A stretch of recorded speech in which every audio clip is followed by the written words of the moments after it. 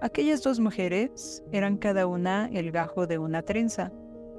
Desde que iban a un colegio de monjas escondido bajo un túnel y varias escaleras en tiempos de la persecución a los cristeros, hasta que en los años 40 fueron al primer baile en la universidad a encontrarse con esos seres extravagantes y remotos que eran los hombres.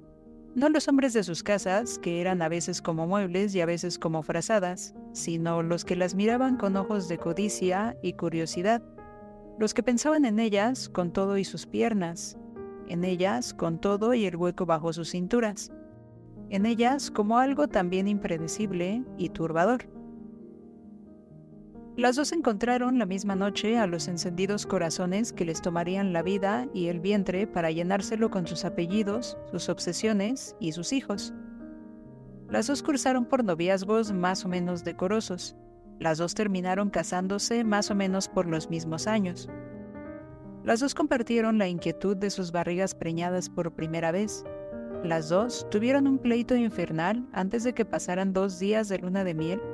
Y las dos aprendieron que tras la pena de apariencia fatal que tiene cada pleito, llegan después horas de gloria y frases de intimidad que le dan al patético carácter de irreversible que tiene el pacto conyugal, la sensación de que no se puede haber hecho mejor pacto en la vida.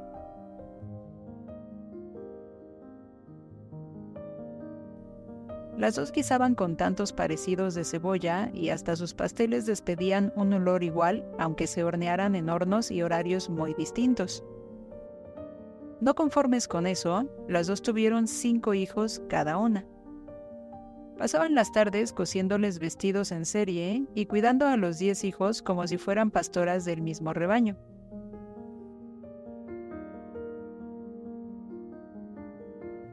Eran idénticas las gemelas Gómez, solo las distinguía la precisión de algunos gestos.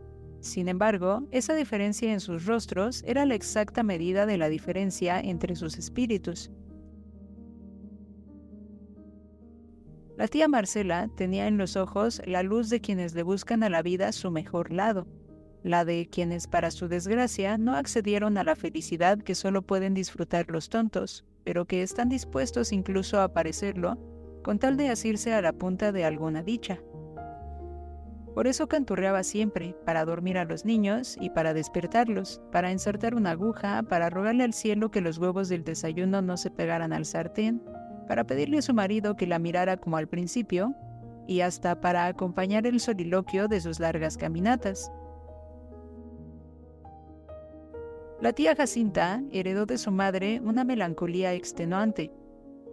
A veces se quedaba mirando al infinito como si algo se le hubiera perdido, como si el infinito mismo no le bastara a su anhelo de absoluto. A veces le entristecía no haber nacido en Noruega una noche de tormenta, no conocer el Congo ni saberse capaz de viajar por la India. Estaba segura de que nunca vería Egipto, de que jamás podría recorrer la sierra de Chihuahua, de que el mar con sus traiciones y sus promesas no sería nunca su compañero de todos los amaneceres. Desde niña había leído con pasión, pero de cada historia que leía no sacó nunca la certidumbre de estar dentro de ella que sienten muchos lectores. Al contrario, cada historia, cada lugar, cada personaje había servido siempre para que ella se hundiera en la nostalgia de solo seguir siendo ella. No sería jamás una suicida como Ana Karenina, ni una borracha como Ava Gardner, ni una loca como Juana de Orleans, ni una invasora como Carlota Amalia, ni una cantante desaforada como Celia Cruz. Tenía 5 hijos, por lo tanto, nunca podría saber lo que era tener 2, ni lo que sería tener 10. Tenía una casa mediana y un marido comerciante, entonces nunca sabría de los palacios ni del hambre. Su marido tenía el pelo castaño y dócil, entonces ella jamás entendería lo que era acariciar un pelo hirsuto y negro como el de Emiliano Zapata, una cabeza dorada como la de Henry Fonda, o una por completo calva como la del obispo Toriz. A veces su hermana interrumpía una canción para preguntarle en qué pensaba, porque en los últimos 15 minutos no había dado un despunte. Entonces la tía Jacinta le contestaba cosas como: ¿No te hubiera gustado pintar la Mona Lisa? ¿Te imaginas si hubiéramos aprendido baile con Fred Astaire? ¿Crees que Evita Perón sea una mentirosa? ¿De qué número calzará Pedro Infante? Dicen que hay una playa en Oaxaca que se llama Huatulco y es el paraíso. Y tú y yo aquí metidas. A mí me gusta aquí. Decía la tía Marcela mirando el campo a su alrededor y los volcanes a lo lejos. Ese campo nunca era el mismo. Cada estación lo iba cambiando de colores, y solo porque los hábitos decían que esas montañas se llamaban siempre igual, era posible verlas como lo mismo, cuando a veces brillaban de verde y a veces la sequía los dejaba grises y polvorientos. En esa época que todo lo resecaba, hasta la piel de las manos y los párpados, en ese tiempo que el sol picaba en las mañanas y se iba temprano para dejarle paso a un viento de hielo, en aquellas tardes que les llevaban a los niños unas fiebres atroces que les herían la garganta hasta hacerlos toser como perros, en esos días, aún cercanos a la Navidad, pero que, pasada la esperanza de las fiestas, eran largos como misas de 3 padres y odiosos como sermones de Cuaresma, la tía Marcela se descubrió una bolita en el pecho izquierdo. Estaban cosiendo unos vestidos blancos con puntos rojos para que las niñas recibieran al domingo de Pascua. No sé para qué inventamos esto de ponerles tanto olán, dijo la tía Jacinta deteniéndose en un pliegue. Tengo una bolita medio rara en el pecho izquierdo. Déjame ver. Jaló el suéter de su hermana y metió su mano hasta tocarle el pecho. Ahí estaba, dura como un champiñón, sin poder sentirse exactamente redonda. Buscándole la vuelta a la evidencia, la tía Jacinta tocó más arriba y sintió otra igual, más abajo y otra. Toda ella tembló de terror ante la sola idea de que eso pudiera ser malo. Su hermana la vio palidecer mientras intentaba un tono despreocupado. No creo que sea importante, pero habrá que ir al doctor. No le digas a tu marido, ya sabes lo escandalosos que son los hombres. ¿Por qué te pusiste pálida? Se parecen a las de mi mamá, ¿verdad? Ya no me acuerdo. Fue hace casi 20 años. Yo sí me acuerdo. Eran iguales. No pensarás morirte sin conocer Egipto, ¿verdad? Le dijo la tía Jacinta jugando con los solanes de un vestido. De ningún modo. La tarde siguiente visitaron al doctor. Era un hombre como de 50 años al que le gustaban los buenos vinos y la música de Brahms. Lo conocían desde que tenían memoria. Alguna vez tuvo el pelo castaño y completo, pero solo hasta entonces, la tía Jacinta le conoció el gesto de misericordia que de pronto le embellecía los ojos. Mientras la tía Marcela se dejaba revisar los pechos intentando concentrarse en la idea de que eran sus rodillas y de que por eso no tenía que sentir vergüenza porque hasta las niñas enseñan sin rubor los moretones de una rodilla, el pobre miró a la tía Jacinta disculpándose por ser él quien debía decirlo. La tía Jacinta se mordió los labios. Para entonces, la tía Marcela había abierto los ojos y miraba el gesto de su hermana. Con la rapidez de una niña, levantó su espalda de la mesa de auscultación y les dijo intentando sonreír. No te preocupes, nos alcanza el tiempo para conocer Alejandría. La tía Jacinta la miró como si ella misma fuera el infinito. La tía Marcela siguió hablando, se levantó y fue a vestirse al cuarto de junto. Entonces los oyó cuchichear. Esperen, no me hagan trampas, dijo saliendo con los últimos botones de la blusa sin abotonar. Quiero estar en la película de mi muerte, haciendo algo más que morirme a espaldas de todo el mundo. Jaime te propone una operación, quizá no esté tan ramificado. ¿Me dejarías plana? Lo siento, pero es la única opción. ¿Y tú quieres que yo cumpla 40 años sin pechos? Hermana, es que si no, puedes no cumplirlos. Será un alivio. Bastante tiene uno con tener cáncer, para además tener que cumplir 40 años. Desde entonces, la tía Jacinta no dejó sola a su hermana ni un minuto. Fue con ella a la operación y a los tratamientos, a los chocheros, a los médicos de agüitas, a los brujos de la sierra y hasta las iglesias de Rochester. Vas a saber lo que es tener 10 hijos, le dijo la tía Marcela una tarde al salir de Santo Domingo.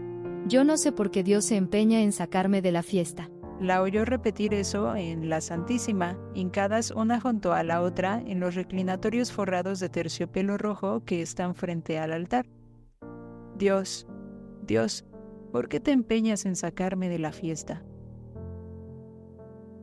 Su cuerpo de hombros erguidos y piernas largas se había ido empequeñeciendo. Caminaba apoyada en un bastón y había perdido la frescura de su piel y el ímpetu de los ojos, pero aún regía en su gesto la implacable bondad de su sonrisa. Solo habían pasado 9 meses desde la tarde en que visitaron al médico, y octubre estaba encima con los inevitables 40 años. ¿Por qué no hacemos nuestra fiesta en el albergue del volcán? Podemos hacerla donde tú quieras, Contestó la tía Jacinta, que había perdido su eterna condición de añorante. No gastaba ya ni un segundo en desear otros sitios. Cuidaba 10 niños, 2 casas, un marido, un cuñado y una ciega esperanza. Ese era su modo de exorcizar la lenta ceremonia de la muerte, pero sabía que la tía Marcela estaba harta, que cientos de pequeños y grandes dolores la cruzaban, que ya no valía la pena ni disimular, y que muy pronto se cansaría de fingir. Iba por la calle señalando para sí a las personas que podrían morirse en lugar de su hermana, señalando a los perversos, a los inútiles, a los indeseables, hasta que, tras mucho señalar, terminaba señalándose a sí misma como la pieza más injusta de todas. Al principio, jugaba con su hermana a hablar del futuro. Hacían planes para viajar, para ir de compras, para inscribirse en las clases de francés de Madame Giron, para aprender a nadar antes de ir a Cozumel. Con el tiempo, habían dejado de hacerlo, como si ambas hubieran acordado suspenderle a la otra esa tortura. Entonces, la tía Marcela dedicó muchas horas a describir las virtudes y las debilidades de sus hijos, a contarlos tanto y de tantas maneras que su hermana pudiera reconocerlos y predecirlos hasta en el último detalle. Acuérdate de que Raúl finge dureza para disimular alguna pena. No se te olvide que Mónica es tímida. No descuides la vocación artística de Patricia. No dejes que Juan crezca con miedos. Acaricia con mucha frecuencia a Federico. Ya sabes, ¿no? Sí, hermana, ya sé. Aunque también sé que tú serías mucho mejor mamá de los míos y que Dios está loco. No digas eso, hermana. Le contestó Marcela, que también había pensado muchas veces que Dios estaba loco, que ni siquiera estaba, pero que sabía perfectamente la falta que algo como Dios le haría a su hermana cuando ella muriera. Dios sabe por qué hace las cosas, escribe derecho en renglones torcidos. Nos quiere, nos cuida, nos protege. Por eso te vas a morir, cuando más haces falta. No hay que engañarse, ¿para qué? ¿Para qué? Hermana, tú para seguir viva, yo para morirme sin tantísimo desconsuelo. No te niegues a las ideas de tu tiempo. Y no se te ocurra enseñarles a mis hijos ni uno solo de nuestros disparates. Hicieron una fiesta en el albergue nevado del volcán. Las hermanas soplaron sus 40 velas y los hijos adolescentes inventaron una caminata. La tía Marcela se dispuso a seguirlos. ¿A dónde vas, Marce? Todavía no estás bien.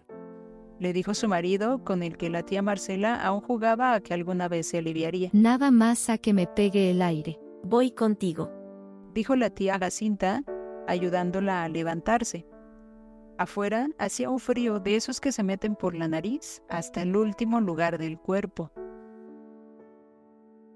Me va a odiar por traicionarlo. Voy a ser siempre la mujer que lo dejó a medio camino. ¿Y qué le digo? Que no sea injusto, que me tenga más lástima de la que siente por él, que me perdone, que yo no tengo la culpa, que por favor no me olvide, que se case con otra, que me cuente lo atractiva que le parezco, que durante el siguiente mes me diga mi vida, en lugar de oye Marce.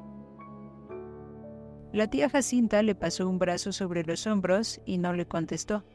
Se quedaron así hasta que los maridos se acercaron.